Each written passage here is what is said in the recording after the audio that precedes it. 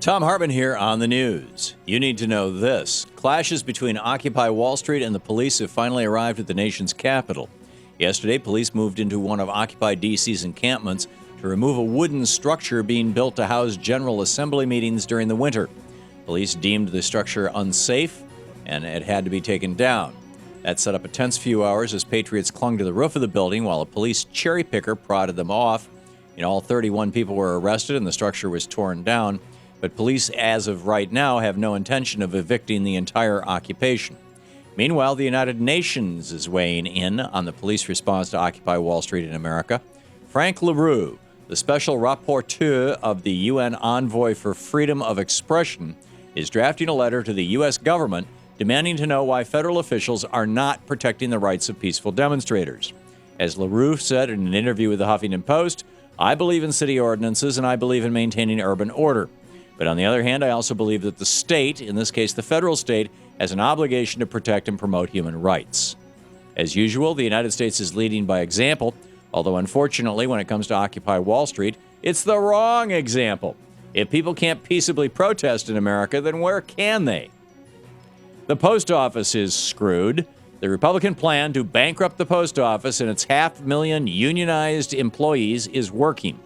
Facing a fiscal crisis created solely by poison pill legislation passed 5 years ago by Republican Congress and signed by President Bush, that required the post office, unlike any other company or government agency in history, to pre-fund 75 years' worth of employee health benefits over a 10-year period. The post office is now moving forward with massive cuts in services. Next-day mail delivery is the first to get the axe, but even more drastic cuts are coming down the pike, including closing nearly 4,000 local mail facilities and laying off as many as 100,000 postal workers. Meanwhile, Congress is doing nothing to repeal the poison pill legislation that's threatening to kill off an institution that was founded by Ben Franklin. Call your lawmakers and tell them to help the post office and resist Republican efforts to completely privatize mail delivery in the United States. In the best of the rest of the news, will the Banksters finally have their day in court?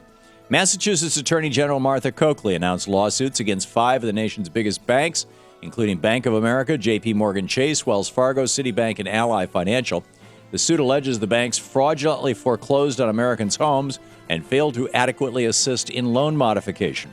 The move by Coakley is the first major action taken by a state attorneys general since nationwide talks between attorneys general and the White House over a possible settlement for all the banks collapsed a few months ago. New York Attorney General Eric Schneiderman and Delaware Attorney General Beau Biden are also pushing ahead with their own investigations and likely their own lawsuits against the banks as well. In the old days in America, we had people in power to shut down banks and other corporations that committed even a whiff of the sort of the scams the banksters have pulled off during the Bush years.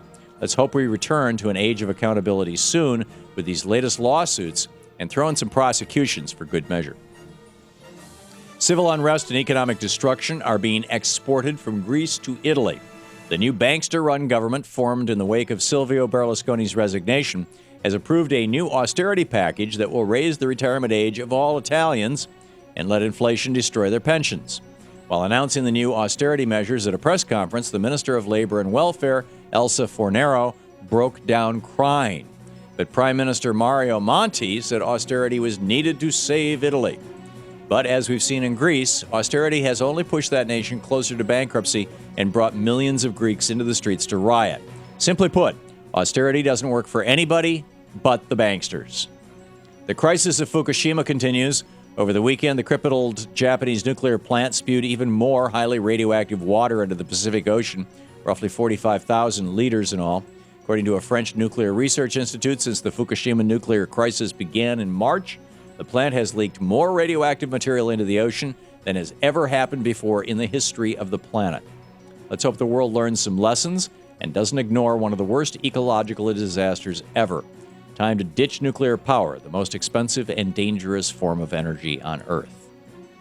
Herman Cain officially suspended his presidential campaign or national book tour after news broke that he carried on a 13-year affair with another woman.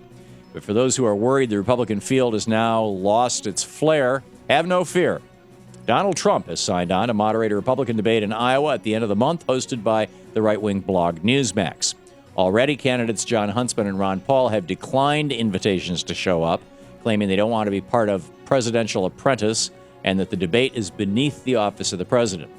If there were still any questions lingering, whether the Republican race to the White House was little more than a circus, all those questions have now been answered by the Donald. Crazy alert, a car crash for the 1%. A major pileup in Tokyo caused over $1 million of damage to nearly a dozen luxury cars. Involved in the accident were 8 Ferraris, a Lamborghini, and 2 Mercedes. The gathering of luxury sports car owners went awry when one driver tried to change lanes, hit a median, and collided with all the other cars. Traffic police spokesman in Tokyo referred to the accident as a gathering of narcissists. Expect Republicans in the House of Representatives this week to introduce legislation to bail out 1%ers who bang up their $1 million rides. They'll call it the New Cars for Job Creators Relief Act. And that's the way it is today, Monday, December 5th, 2011. I'm Thom Hartmann on the news.